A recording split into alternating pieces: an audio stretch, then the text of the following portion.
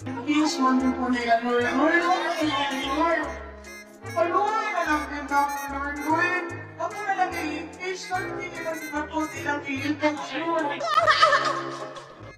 No, no, no, no. Uy, Ang kwento, no? Ang Office of the President, PCO, ay gumagawa ng kwento na sinabi daw natin na siya ay nagbiyahe sa Kuwait. Ang Vice Presidente na pumunta sa Kuwait, no? Sa Kuwait ng August 8. Minsan naaawa na ako kay Taumbayan. Lagi siya gamit na dahilan.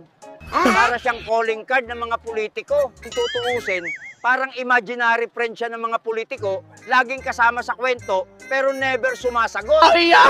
Ginamit na naman si Taumbayan sa press cons ng mga anti-Duterte matapos ma-archive ang impeachment. Abay, hayaan niyo muna siyang magpahinga.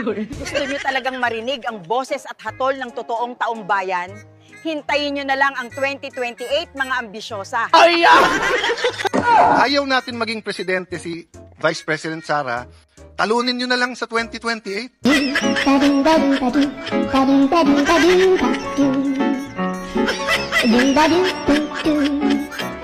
Bakit? Ito lang yung mukha na wala pang ginagawang masama. Suspect na. We will continue the libreng sakay, but we will continue uy. the libreng sakay, but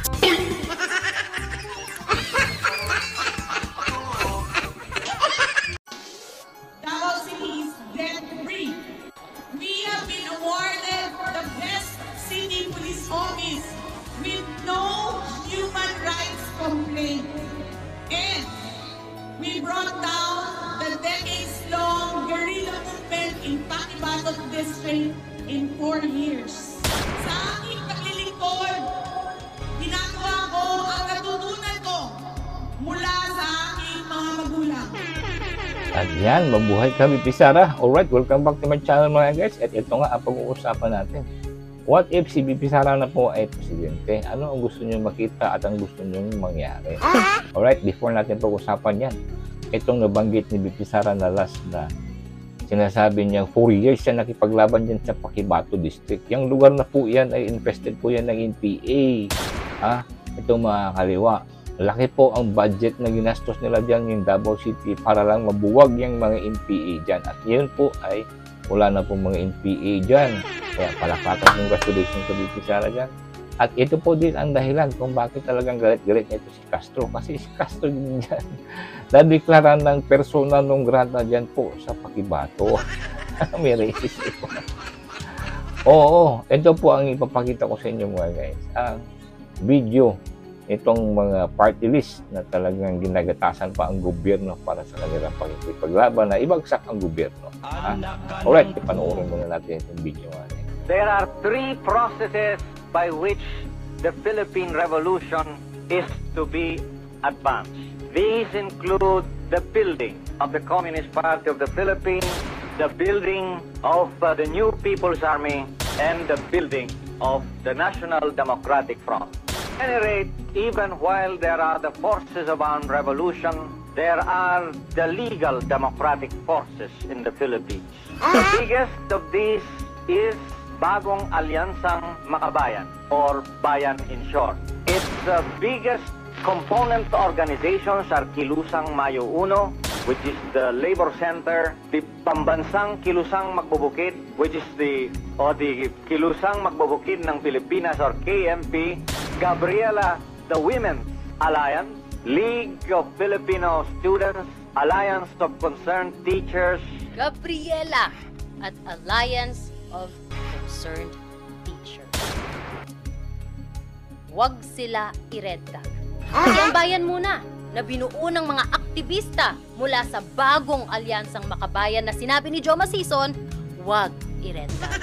Ang anak pawis na electoral wing ng Kilusang Mayo 1 at ng Kilusang Mambubukid ng Pilipinas na pinangalanan din ni Joma Sison, huwag iredtag. Ang Kabataan Party List na binuo ng mga aktivista mula sa League of Filipino Students at Anak Bayan na galing din sa League of Filipino Students na pinangalanan ni Joma Sison, Huwag iretag. Is retaging. Pilit lang ikinakaila ang koneksyon lang. So sa pamagitan ng legal na organisasyon, nakapagkukulit na. Hindi basta mahuli. Pero ang mga tinamat, yan, milyon-milyon, taon-taon kumukuha sa gobyerno yan. Yan na sinasabi nila sa pamagitan ng paglahok mo sa electoral stagger, nagiging lehitimo yung mga organisasyon. Ang NDF ay mahalagang ingredient to destabilize the government. Si Joma Sison mismo ang nag-link sa mga grupo sa ilalim ng National Democratic Front sa CPP-NPA. Hindi yan nagsimula sa NTF-ELCAC. Hindi yan nagsimula kay Duterte. At hindi lang limited sa mga grupo na yan ang infiltration ng CPP-NPA. A CIA report from August 1986 mentioned yung iba't ibang grupo na either napasok ng CPP-NPA o parte ng network nito. These groups have mutated, they've evolved and expanded, but they are composed of the same people. The report even said that internationally, ang NDF maintains an extensive support network that generates propaganda and serves as a conduit for funding mula sa mga Pilipinong expat and doon sa mga sympathetic political groups. By sponsoring travel for NDF cadres, the International Commission also aids the flow of radical ideology pabalik sa Pilipinas. The CPP, International Solidarity Work, and the International League of People's Struggle come to mind. Naging source din ng income ng kilusan yung IP kasi ginagawan ng pag-aaral yung sitwasyon ng mga IP at pagkatapos gumagawa kami ng project proposal, at pinapasa namin sa mga funding agencies abroad para mabigyan ng pondo yon. Halimbawa, pipicturean nila yung mga nitibo natin na walang eskwelahan, tulad ng mga report na ito ngayon, nandito sa NCIP report. Halimbawa, doon sa Mindanao, ibibigay nila yung litratong kunyari nag-aaral sa ilalim ng mangga o walang clinic o walang tubig na inumin. Yun ang ipapakita nila sa Europe o sa Amerika. At ang kasunod nun ay pagkuha ng donasyon. Yan, matagal na po yung video na yan, pero yan po ay maliwanag pa sa sikat ng araw. Itong mga party list, itong mga Gabriela ngayon, itong mga anak bayan, itong mga KNP, lahat yan mga guys, nasa gobyerno ngayon at tumatanggap ng sweldo at mayroong mga allocated budget sa kanilang mga project. Ang tanong, ano kayang project ang ginawa nito mga hinayupak natin? Ito, di ba? May alam ba kayo dyan mga guys? Comment kayo dyan. And before tayo magpatuloy, shoutout nga pala dyan kay Antonio Trillanes. Muntik na makulong, sayang. Dapat walang bail yung pagka-arrest warrant dyan sa kaso niya, no? Kulong. Yan, natikman mo na. Talagang in-street job ni Pulong sa mga invento mong istorya. Diba? Nagpapakita lang po talaga ito mga guys. Itong si Trillanes kung gaano kabusura ang utak. Itong hayop na kundi puro invento. Shoutout sa iyo. Sana makulong ka na talaga. Alright, patuloy na yung mga guys. Dito sa tanong natin, what if si VP Sara na po ay presidente? Una-unang gusto kong makita, ang mapanagot ang mga taong nag-orchestrate, nag-kidnap kay Tatay Digong. Yun po ang pinakamasakit na nangyari dito po sa panahon ni Bongbong Marcos. Lahat, numero uno yung gusto kong makita, mapanagot itong pagmumukha ni Bangag, ni Rimulya, itong si Bersamin, si Torre. Ito lahat sila mga guys. Ito, dapat itong makulong. At meron na po nakabinbin dyan sa ombudsman.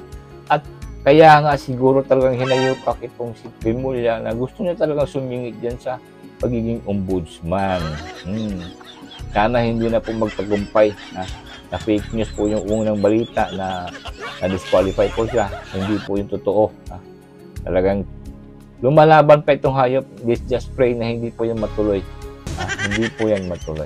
Alright, pangalawang gusto kong makita na mabuksan. What if kung si VP Sara na presidente, mabuksan ang libro nitong mga kongresistang, lalo na itong mga party list ng mga kaliwa. Ano kaya ang pinagagawa nila sa pondo nila, di ba? Meron mga allocated budget yan sa pagiging party list nila eh. Ang tanong, anong proyekto ang ginawa nila? Ha?